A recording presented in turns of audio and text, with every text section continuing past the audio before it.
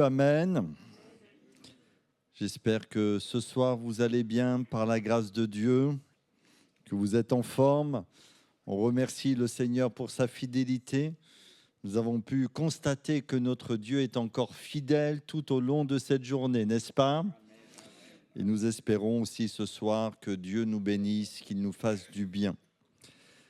Il y a des paroles de Jésus qui sont tellement puissantes pour notre vie. Et notamment, à un moment donné, Jésus a dit ceci, ce qui est valable pour chacun d'entre nous. Si le Fils vous affranchit, vous serez réellement libre. Et c'est vrai que le mot réellement libre peut nous interpeller comme s'il y avait une fausse liberté, une vraie liberté. En tout cas, ce que le Seigneur Jésus nous propose, c'est une vraie liberté. Et pour cela, il va bien sûr avoir l'action du Saint-Esprit dans nos cœurs, mais il va y avoir aussi l'action de la Bible, de la parole de Dieu qui va nous affranchir, qui va nous éclairer, qui va nous transformer, qui va nous permettre de vivre cette nouvelle identité que nous avons découverte en Jésus, notre Sauveur bien-aimé. Et il y a quelque temps en arrière, je ne sais pas si vous vous rappelez, on a pris un moment pour parler comment on peut vivre la Bible, comment on peut vivre la parole de Dieu. Et je vous ai donné 4 étapes pour méditer personnellement un passage des Écritures afin que la Bible puisse avoir un impact profond dans nos vies et qu'on puisse vivre les Écritures afin de connaître véritablement la puissance de Dieu. Est-ce que quelqu'un se rappelle ce soir de ces 4 étapes? Philippe? Oui. Comment? Oui. Je vous fais travailler un petit peu ce soir. Oui, Léa.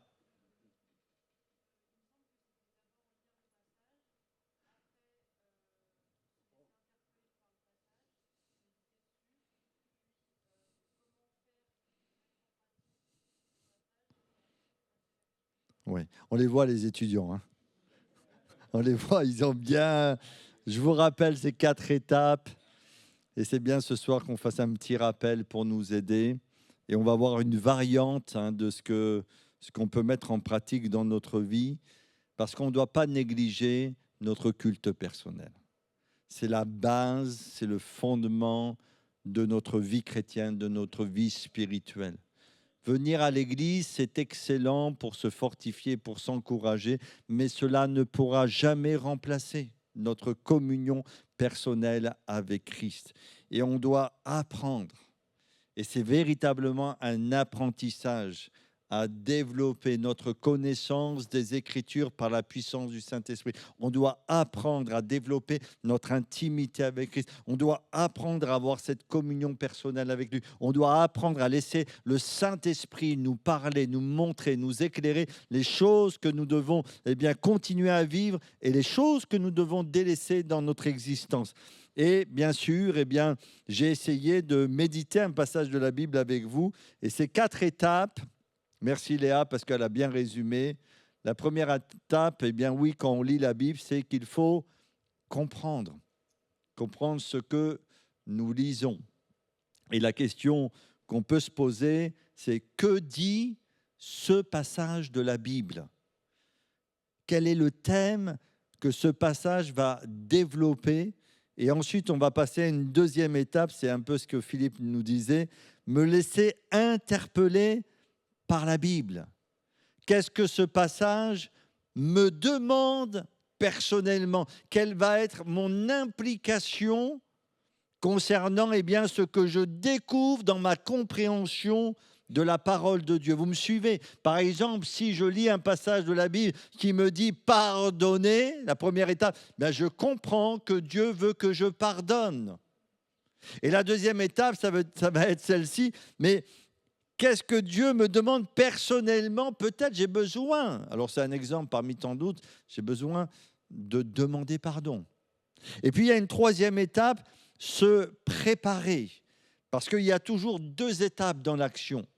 Il y a l'action proprement dit, mais il y a la préparation à l'action. Il y a l'intention. Et l'intention, après, est suivie d'une action concrète, donc se préparer. Comment vais-je concrètement appliquer ce passage de la Bible dans ma vie? Et puis, bien sûr, à un moment donné, on ne peut pas se satisfaire des intentions. Et il y a un dicton français que j'aime bien. Il dit ceci, c'est que l'enfer est pavé de bonnes intentions. Et j'ai remarqué une chose, c'est que parfois, en tant qu'être humain, le fait d'avoir de bonnes intentions nous soulage et peut-être même on s'arrête à cette étape pensant que cela est suffisant. Mais la Bible, elle nous demande d'aller plus loin que d'avoir de bonnes intentions, bien qu'il faut avoir de bonnes intentions pour passer à l'action, mais les bonnes intentions en elles-mêmes ne suffisent pas. Il faut concrétiser ces bonnes intentions. Et je parlais du fils prodigue qui a eu un moment dans son introspection, puisqu'il rentra en lui-même, il s'est dit ceci, je me lèverai. J'irai vers mon Père, je lui dirai. Et on voit qu'il y a ce travail préparatoire dans son cœur et ces bonnes intentions qui se mettent en place. Mais tout de suite après, dans le passage de l'Écriture, il nous est dit qu'il a fait quoi? Il se leva. Il y a eu le temps où il a dit « je me lèverai » et puis il y a eu le temps où il se leva pour agir. Donc les 4 étapes, la dernière étape, c'est passer à l'action. Vais-je vraiment le faire? Et quand on passe à l'action, on peut se poser la question aussi, quels obstacles vont se présenter devant moi qui seraient susceptibles de m'empêcher d'aller jusqu'au bout de ce que j'ai décidé avec Dieu? On va essayer de méditer un passage de la Bible ce soir en essayant de respecter ces 4 étapes. C'est juste un verset de la Bible. Alors imaginez que vous êtes chez vous, vous lisez votre Bible et vous allez lire un verset qui se trouve dans 1 Corinthiens, chapitre 10 et verset 13. Et voici dans ce passage de la Bible que nous allons lire, un seul verset, nous allons découvrir une réalité importante pour notre vie chrétienne. Alors imaginez, vous êtes chez vous, vous ouvrez votre Bible, vous êtes arrivé à l'Épître aux Corinthiens, vous avez commencé à étudier l'Épître aux Corinthiens et vous arrivez au chapitre 10 et au verset 13. Et voici ce que nous découvrons. Il est dit ceci, « Aucune tentation ne vous est survenue qui n'était humaine, et Dieu qui est fidèle ne permettra pas que vous soyez tentés au-delà de vos forces. Mais avec la tentation, il préparera aussi le moyen d'en sortir afin que vous puissiez la supporter. » Alors je vais vous donner une petite variante de ce qu'on peut mettre en place dans notre vie pour méditer un passage de la Bible. Par exemple, vous êtes lundi et vous décidez de commencer à étudier ce passage de la Bible. Dans un premier temps, juste le lundi, qu'est-ce que vous pouvez faire? C'est lire plusieurs fois ce passage des Écritures pour vous imprégner pleinement des vérités qu'elle dégage. Le lire plusieurs fois, pour certains peut-être même l'apprendre par cœur, et juste faire ça, le lire plusieurs fois. Le méditer dans votre cœur, ce qui vous permettra tout au long de la journée, par exemple, j'imagine, si vous prenez le métro ou le bus, comme moi, il m'arrive assez souvent de prendre le métro et le bus, vous êtes dans le métro, au lieu de rêvasser, vous pourrez continuer à repasser dans votre cœur ce passage de la Bible. Aucune tentation ne vous est survenue qui n'ait été humaine, et Dieu qui est fidèle ne permettra pas que vous soyez tentés au-delà de vos forces, mais avec la tentation, il préparera aussi le moyen d'en sortir afin que vous puissiez la supporter. On est lundi soir, encore une fois, avant vous de coucher, vous pouvez relire ce passage pour en être vraiment imprégné. J'ai remarqué que parfois, ce qui est le plus important dans notre communion avec Dieu, c'est la qualité.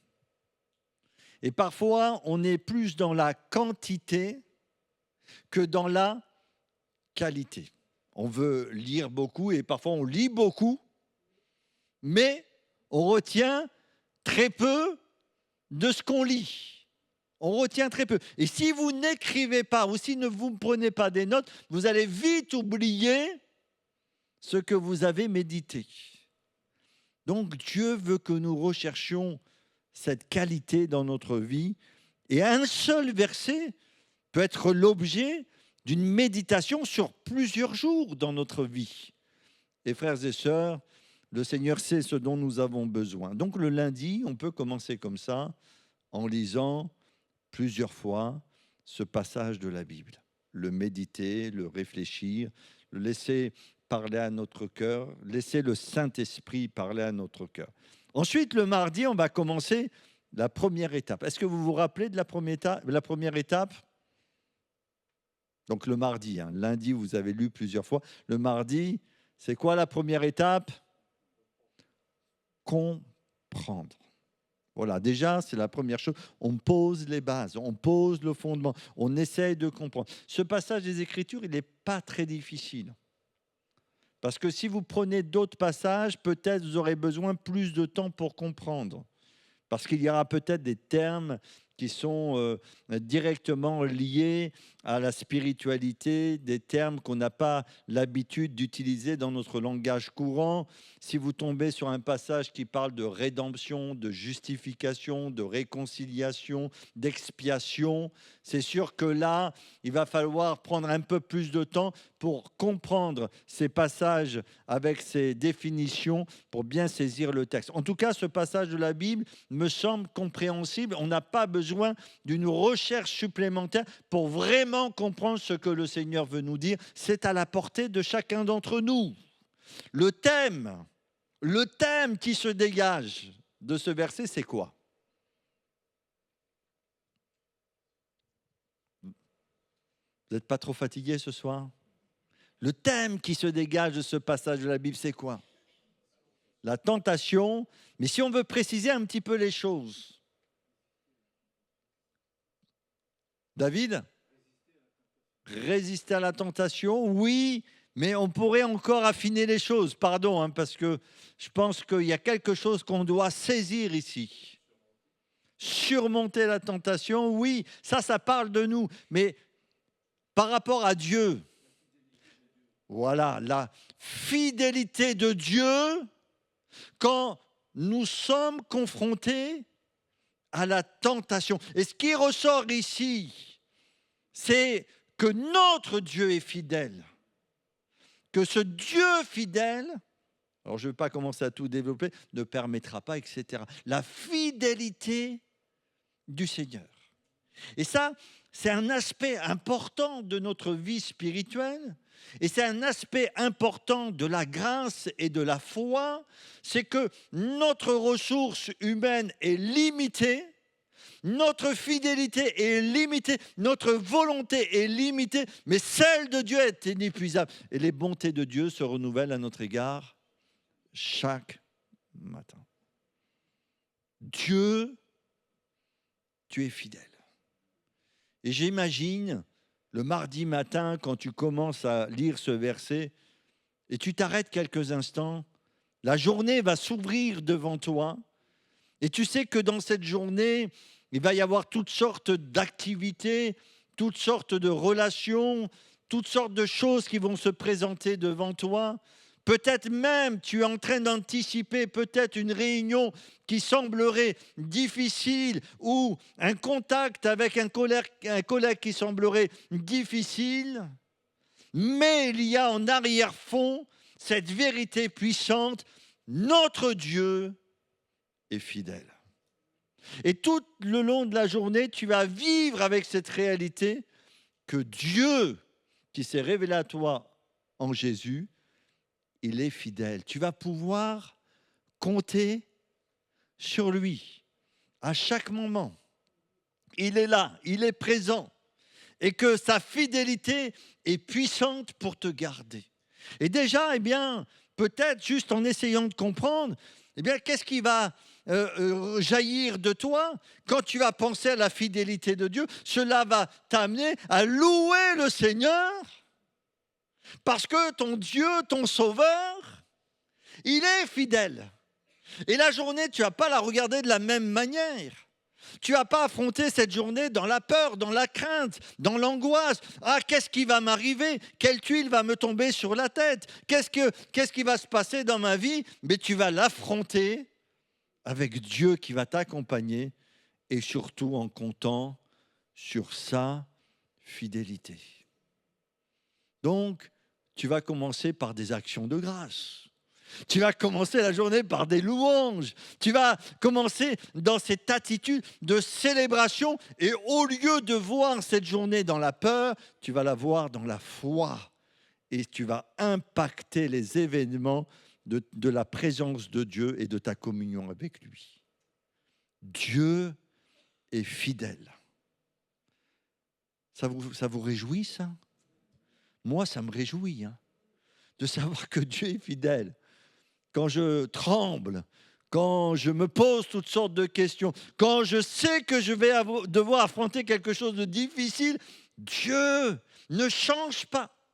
Il est fidèle.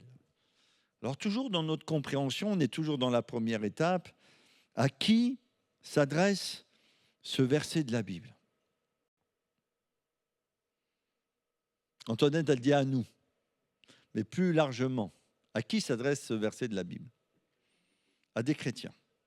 Ça veut dire quoi? Ça veut dire que même si on est chrétien, on peut être tenté. Vous êtes d'accord avec moi? On peut être tenté. Ce n'est pas parce que tu appartiens à Jésus, et le mot ici, tentation, épreuve, c'est le même mot. Mais ce n'est pas parce que tu appartiens à Jésus que tu vas plus connaître de difficultés, que tu ne vas plus connaître de tentation. Parce que la Bible ici nous parle que même les chrétiens, c'est sous-entendu, peuvent être tentés. Mais tenter ne veut pas dire forcément pécher. Et on doit faire la distinction entre être tenté et tomber dans la tentation. Mais en tout cas, ne trouve pas anormal que tu sois tenté. Ce n'est pas une anomalie. Ne pense pas que tu es dans ce seul cas de figure et que tous ceux qui se trouvent autour de toi ne connaissent pas de tentation, que tu es le seul à connaître des tentations et des difficultés. Non, parce qu'on voit, même si tu es chrétien, tu peux être bien tenté. C'est ce que Jésus va expliquer. L'esprit est bien disposé, la chair est faible. Veillez et priez afin de ne pas tomber dans la tentation ou dans le péché. Donc, ça s'adresse à des chrétiens. Et si vous lisez cette épître aux Corinthiens, la première, la deuxième épître aux Corinthiens, vous allez avoir le contexte dans lequel l'apôtre Paul s'exprime. Et notamment, ce que nous découvrons, c'est que ces chrétiens, ces croyants luttent avec des tentations réelles et sérieuses. Et si vous lisez les chapitres, il est parlé d'idolâtrie, d'immoralité, de murmures contre Dieu. Ça nous montre que ces chrétiens-là n'étaient pas différents de nous et qu'ils ont dû faire face à des obstacles, des combats, des difficultés, et que le monde dans lequel nous vivons n'est pas forcément meilleur ou moins bon, mais que ce qu'ils ont vécu, eux, nous pouvons le vivre aussi dans le monde dans lequel nous vivons. Et quand tu as déjà mis en place certaines vérités, tu vas continuer dans ta compréhension. Et ici, Paul va affirmer 3 choses qui me semblent précieuses. La première, on aurait pu laisser le verset affiché, c'est peut-être mieux encore. La première chose, il est dit, aucune tentation ne vous est survenue qui n'ait été humaine. Qu'est-ce que ça veut dire?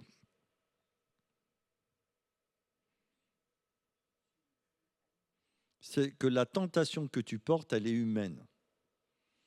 Et elle ne sera pas C'est dit un peu plus loin, au-delà de nos forces. Ça veut dire qu'avec Dieu, je ne sais pas si on le conçoit, mais tout est mesuré au millimètre.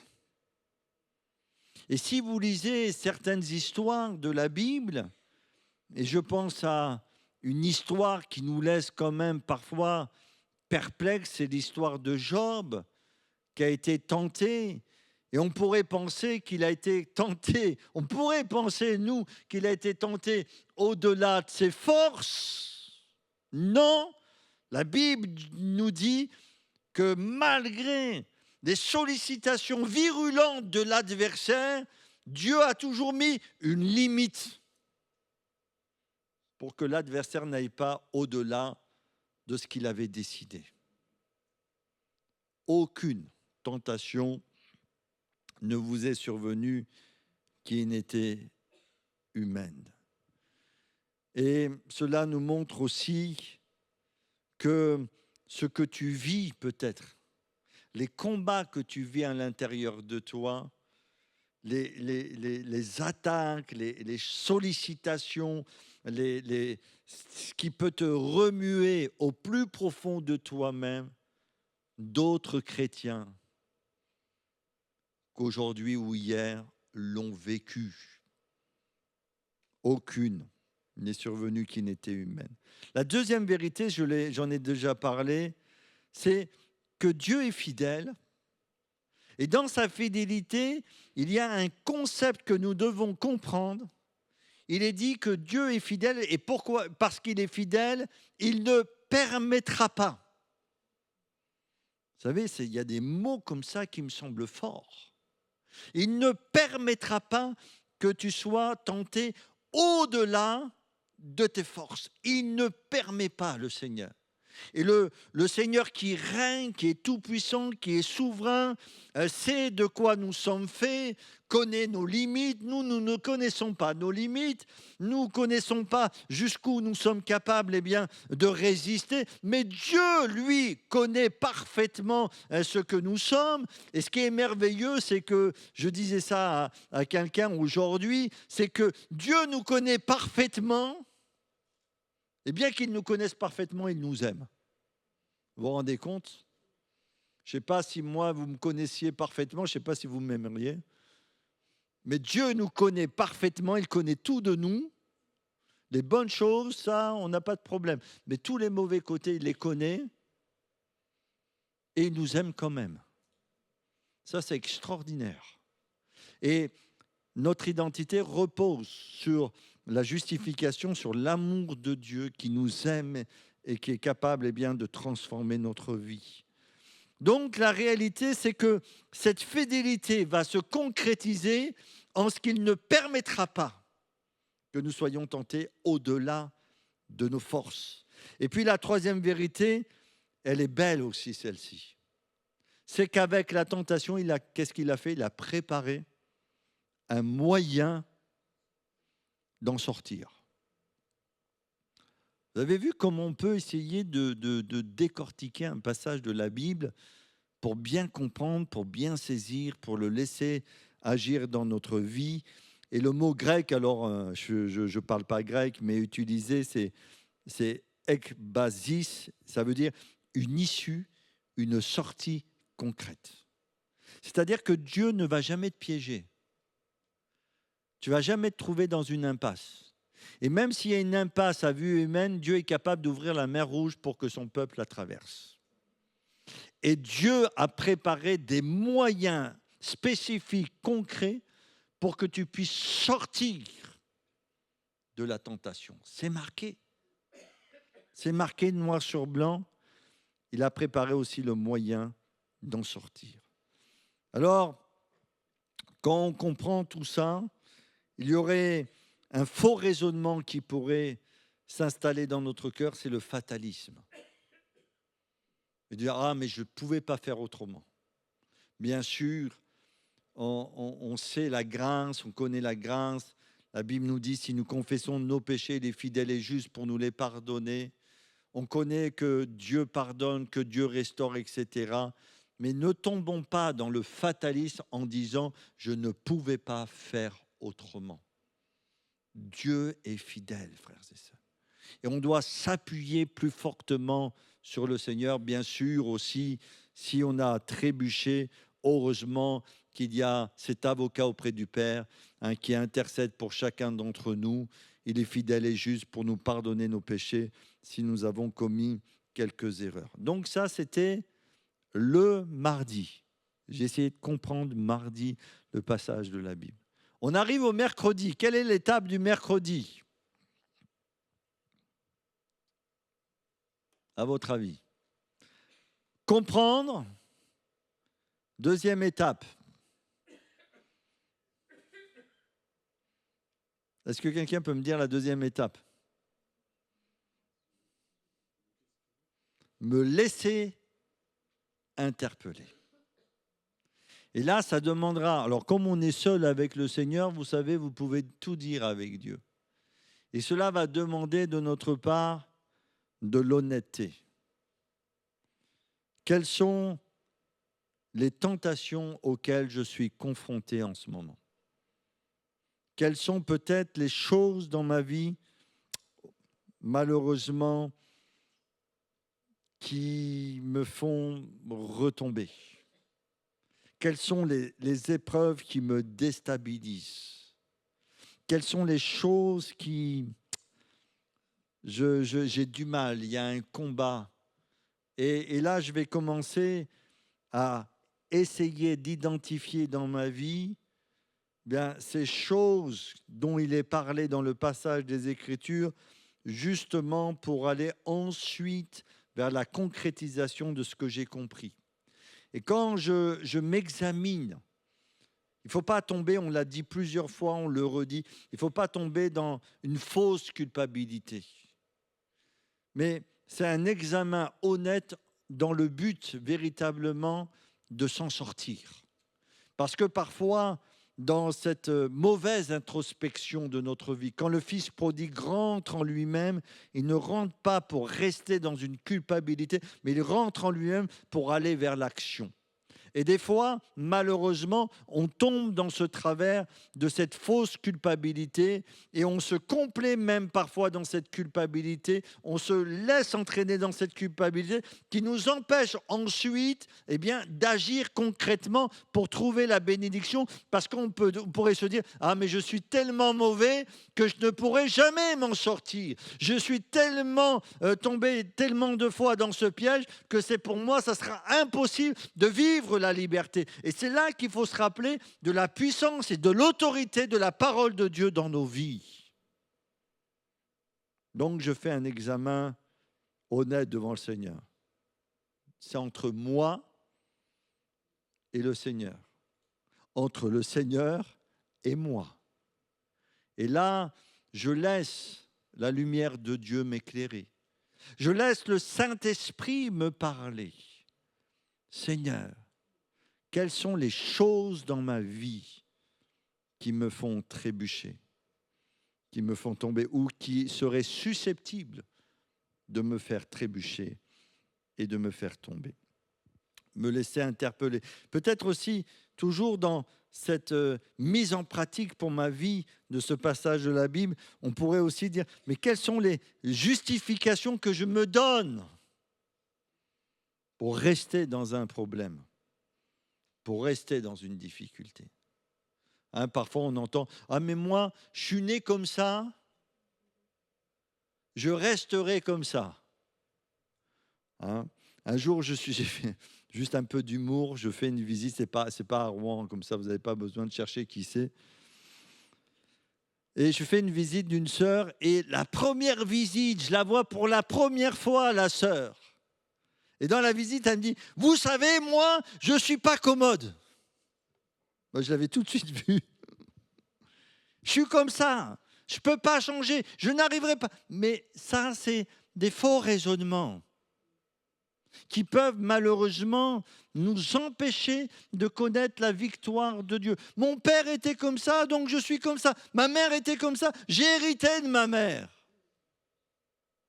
Il faut briser toutes ces choses et découvrir parfois les fausses justifications à nos erreurs.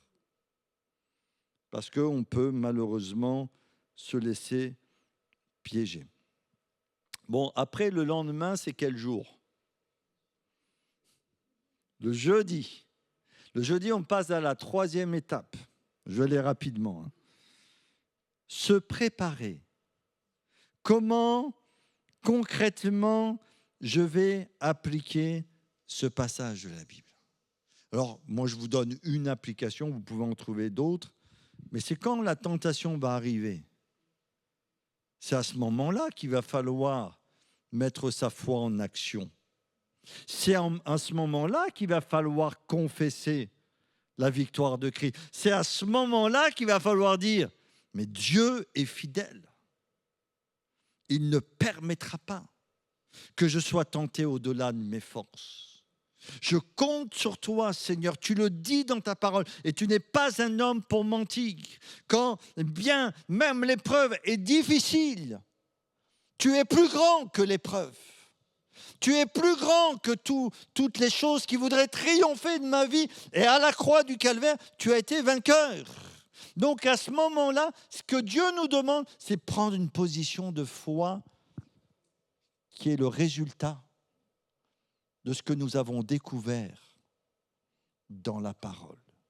Et quand l'épreuve dure, eh bien, réalisons qu'il y a un moyen que Dieu a préparé. Est-ce que c'est le temps? Je ne sais pas, parce que parfois, l'épreuve peut durer un certain temps et cela nous dépasse parce que nous ne sommes pas, nous, maîtres des temps et des circonstances. Dieu seul est le maître des temps et des circonstances. Mais moi, je sais qu'il y a un moyen d'en sortir. Donc, dans ma prière, eh bien, je vais être attentif en disant, mais Seigneur, montre-moi le moyen que tu as prévu pour que je sorte de la difficulté. Alors, les moyens que Dieu utilise sont divers et variés. Et dans la tentation, dans l'épreuve plutôt, dans l'épreuve, parce que la tentation, l'épreuve, bon, si c'est le même mot, il y a peut-être des nuances, mais quand Paul a vécu son épreuve, ben, Dieu lui a donné le moyen d'en sortir. Ma grâce te suffit. Mais il a été attentif. Il a ouvert son cœur, il a écouté ce que Dieu voulait lui dire. On peut aussi être victorieux dans la difficulté en restant dans une position de foi. La dernière étape, quand c'est nécessaire, eh bien, c'est passer à l'action. Il y a eu ce temps où je réfléchis à ma vie, j'ai les intentions de résister, et puis à un moment donné, il va falloir que je passe à l'action. Et quand on parle de passer à l'action, souvent, on va rencontrer sur notre chemin des obstacles. Et un des obstacles concernant ce passage de la Bible, c'est ce que je disais, c'est que quand on veut plaire à Dieu, il y a toujours un combat entre l'esprit et la chair. L'esprit bien disposé, la chair est faible. Quand tu commences à vouloir plaire au Seigneur, à te défaire de certaines choses, à changer certaines choses dans ta vie parce que tu sais que cela va plaire à Dieu, eh bien même ta chair parfois va lutter contre toi. Et c'est là qu'il va falloir vraiment compter sur le Seigneur. Un deuxième obstacle, c'est de penser que c'est trop tard. Oh, c'est trop tard maintenant. C'est plus la peine. Je pense que là aussi, il faut éliminer ça de notre vie. Nous sommes des nouvelles créatures en Christ. Un autre obstacle, c'est de l'orgueil. Il faut qu'on soit humble devant le Seigneur. Et la Bible nous dit que celui qui est debout prenne garde de tomber. Il faut qu'on reste humble devant Dieu. Qui sommes-nous ? C'est Dieu qui nous garde et c'est toujours en lui que nous sommes gardés. Et nous devons nous placer sous sa main puissante, sa main qui nous gardera. Et dans la prière de notre Père, il est dit ceci, ne les induis pas en tentation, mais délivre-les du malin. Et puis aussi un obstacle parfois qu'on ne parle pas souvent, c'est le découragement. Des fois, on est plein de bonne volonté et puis on tombe, on retombe. Il y a un découragement qui peut se manifester dans notre vie. Ça, c'est une réalité. Et là aussi, il faut persévérer afin de surpasser parfois les découragements dans les occasions de s'en sortir. Voilà, on a vu un petit peu 4 étapes. Et essayez de lire la Bible d'une manière intentionnelle. Hein, je vous rappelle, c'est quoi les 4 étapes? Vous pouvez faire ça le jeudi, vendredi, comme vous voulez. Comprendre, me laisser interpeller, d'accord? Les intentions d'obéir et ensuite passer à l'action. Et quand on médite les Écritures, on doit laisser les vérités nous transformer. Et ce soir, on peut prier encore quelques instants. Est-ce que notre Dieu n'est pas fidèle? Bien sûr, il est fidèle. Est-ce qu'on peut compter sur le Seigneur? C'est souvent, est-ce qu'on peut compter sur le Seigneur? Est-ce que Jésus va nous faire défaut, frères et sœurs? Est-ce que Jésus va oublier de tenir ses promesses? Moi, je ne pense pas. Je ne pense pas. En tout cas, moi, je ne vois pas Jésus qui va nous abandonner, qui va nous rejeter. Il n'éteint pas l'aluminium qui fume, il ne brise pas le roseau cassé. Donc, Jésus est fidèle. À nous de mettre notre foi dans la fidélité de Christ pour notre vie.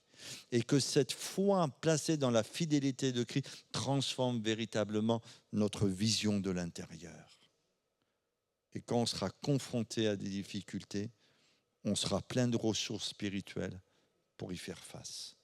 Voilà, on peut prier quelques instants. Que Dieu vous bénisse abondamment. Merci Père pour ta grâce, pour ton amour. Et c'est vrai que ce verset nous fait tellement de bien parce qu'on veut détourner les regards de nous-mêmes pour les placer sur toi, Seigneur. C'est vrai que tu ne permettras pas, et nous te louons, Seigneur. Nous te bénissons parce que tu es celui qui a mis des limites à toute chose dans nos vies. Tu ne permettras pas que nous soyons tentés au-delà de nos forces, Seigneur. Et tu nous connais mieux que nous-mêmes et nous te faisons confiance. Et que quand nous traversons le feu, quand nous traversons l'épreuve, eh bien Seigneur, tu dis que déjà tu as préparé le moyen pour que nous puissions en sortir. Apprends-nous, Seigneur, à te faire confiance. Apprends-nous à te faire 100% confiance. Apprends-nous à détourner les regards de nous-mêmes pour les placer sur toi, parce que tu es ce Dieu fidèle. Et c'est sur ta fidélité que nous nous reposons encore ce soir dans le nom précieux de Jésus. Amen, amen.